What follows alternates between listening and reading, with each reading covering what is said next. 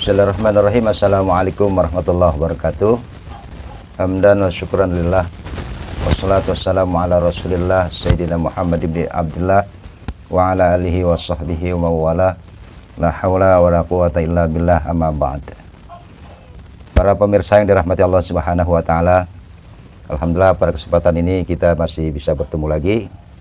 Dan sebagaimana yang telah saya janjikan dalam penjelasan pelajaran yang pertama, bahasanya saya akan mengulang kelanjutannya daripada pelajaran Nahwu Shorof ini, yang kebetulan untuk malam hari ini saya akan menjelaskan tentang fi'il madhi.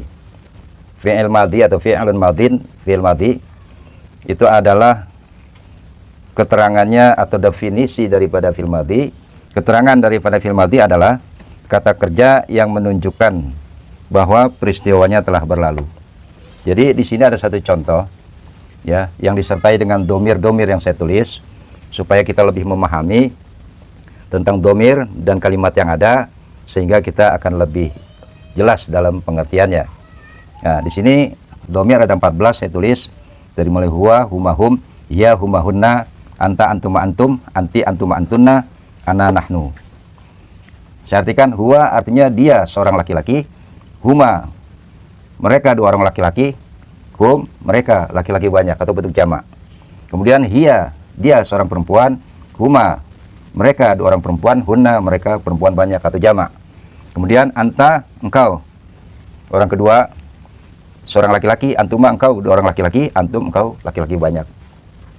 Anti artinya engkau untuk perempuan, antuma engkau dua orang perempuan, antunna engkau perempuan banyak.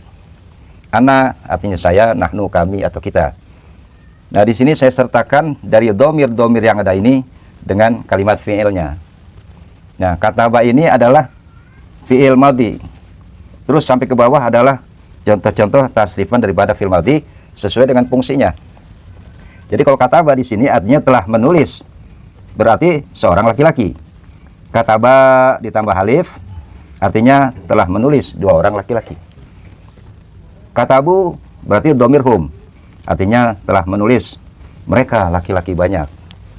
Hiya katabat telah menulis seorang perempuan satu. Katabata telah menulis dua orang perempuan. Hunna katabana telah menulis perempuan banyak. Katabta engkau telah menulis seorang laki-laki. Katabtuma engkau dua orang laki-laki telah menulis. Katabtum engkau telah menulis laki-laki banyak. Anti telah menulis seorang perempuan. Antuma telah menulis dua orang perempuan. Katabtunna telah menulis mereka perempuan banyak. Katabtu ana katabtu saya telah menulis. Nahnu katabna kami telah menulis. Jadi para pemirsa dari rahmati Allah Subhanahu wa taala, itulah sesuai dengan pengertian daripada fi'il madhi yang tasrifannya ada 14, dari mulai nomor 1, 2, 3, 4, 5, dan 6 dan seterusnya sampai dengan 14. Kesemuanya ini adalah merupakan tasrifan atau perubahan-perubahan daripada fi'il madhi sesuai dengan fungsi kalimatnya. Jadi para pemirsa yang dirahmati Allah Subhanahu wa taala, inilah penjabaran tentang fi'il madhi sesuai dengan fungsi artinya. Jadi kalau umpamanya kita mau menulis satu contoh kalimat, contoh telah menulis Ali akan surat, maka kita ambil contoh berarti kataba, karena Ali kan bentuk muzakkar mufrad satu, seorang laki-laki. Kalau saya ambil contoh dari kalimat kataba, ambil contoh di sini ya, kataba Aliun,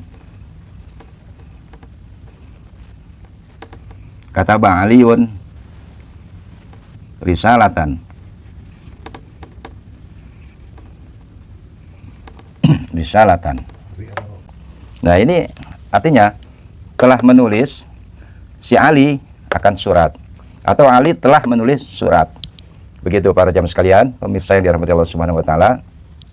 Ini menunjukkan bahwa si Ali kan satu orang, bentuk mufrad muzakkar, laki-laki.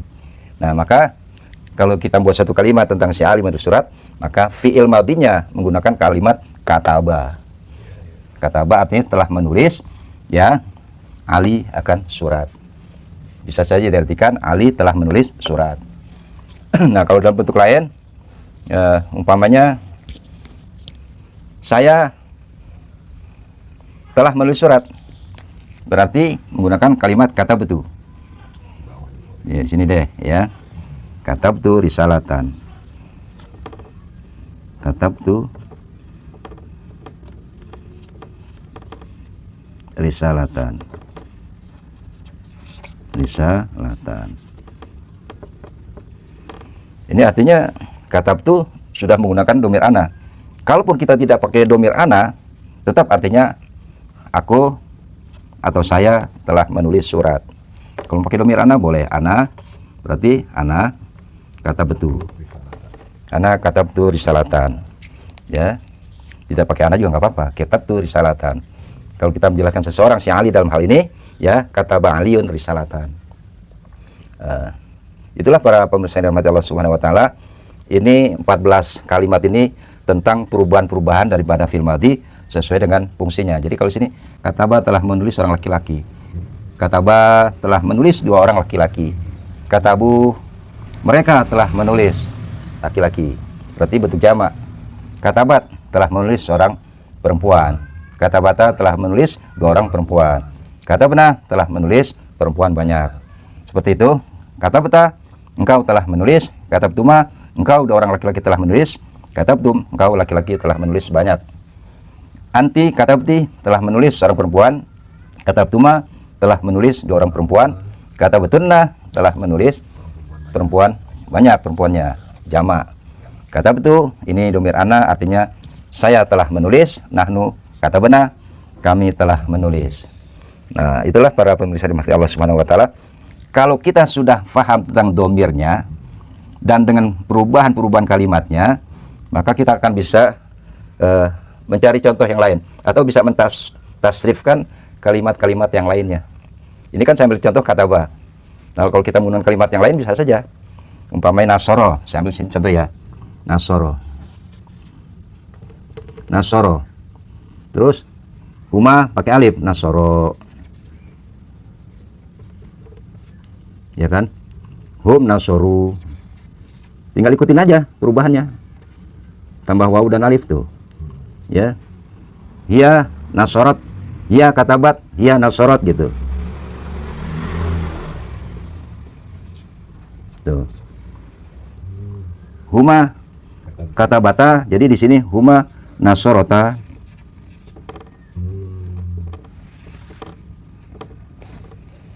Tuh.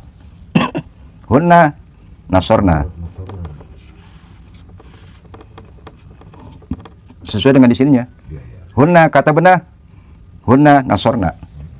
Nah, kalau saya sebutkan secara lisan sampai selesai, nasoro nasoro nasoru nasorot nasorota nasorna nasorta nasortuma nasortum nasorti nasortuma nasortunna nasortu nasorna. Itu kalimat nasoroh yang artinya telah menolong. Kataba telah menulis. Kalau kita ambil contoh umpamanya doroba yang artinya telah memukul. Tasrifannya kita ambil contoh, lihat perubahan di sini aja. Kalau domir huma pakai alif penambahannya, kalau bentuk jamak hum berarti waw dan alif. Kalau perempuan hiya taknya dimatikan dan seterusnya seperti ini. Gitu. Syaroba minum.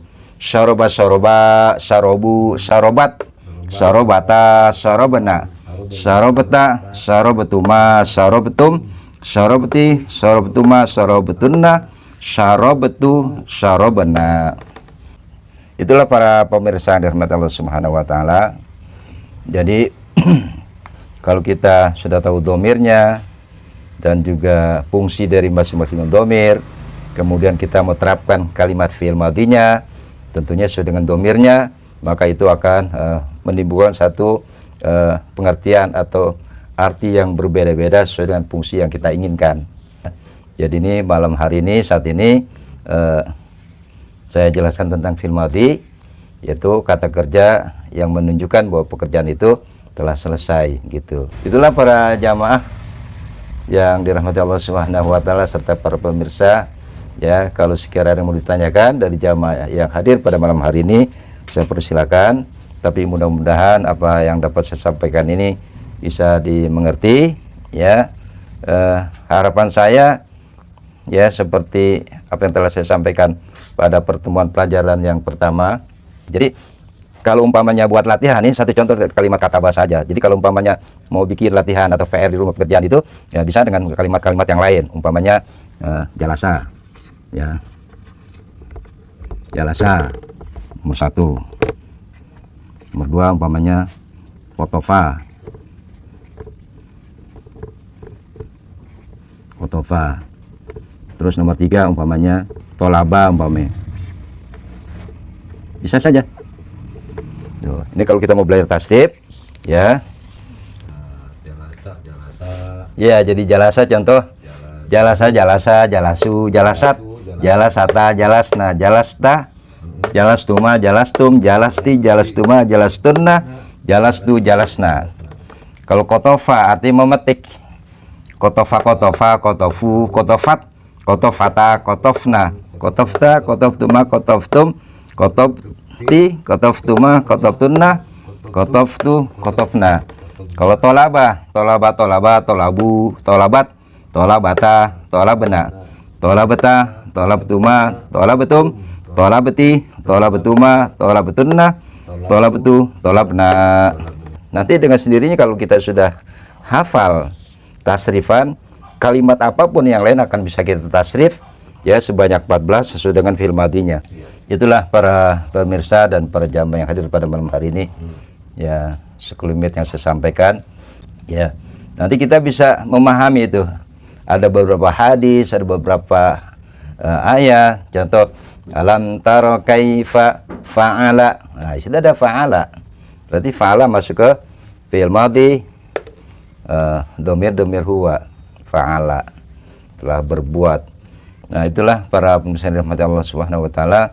Jadi untuk kita bisa mengenal beberapa arti dalam susunan kalimat, baik itu dalam bentuk bahasa Arab maupun hadis-hadis yang ada, termasuk hadis yang kita sudah paham barangkali, itu nanti kita bisa melihat, oh iya ini masuk kalimatnya ke fi'il madhi, fi'il mudhari, ke fi'il amr, ke fi'il nahi, gitu, atau ke isim fa'il, isim maf'ul, dan sebagainya. Itu nanti akan bisa terdeteksi ya sedikit demi sedikit, pelan-pelan kita akan bisa memahami. Nah, para pemirsa yang dirahmati Allah Subhanahu wa taala, kalau ada yang mau ditanyakan silakan di komentari ya, di kolom komentar. Mudah-mudahan saya bisa menjawabnya. Untuk sementara ini saya akhiri sampai di sini dulu. Insya Allah kita akan lanjutkan dalam pertemuan-pertemuan yang akan datang. Saya doakan dan kita berharap semua mudah-mudahan apa yang sudah kita pelajari malam hari ini bisa kita pahami dan kita kuasai. Jadi mudah-mudahan ya kita semua diberikan kemudahan oleh Allah Subhanahu wa taala untuk bisa memahaminya. Amin ya rabbal alamin. Sekian, terima kasih.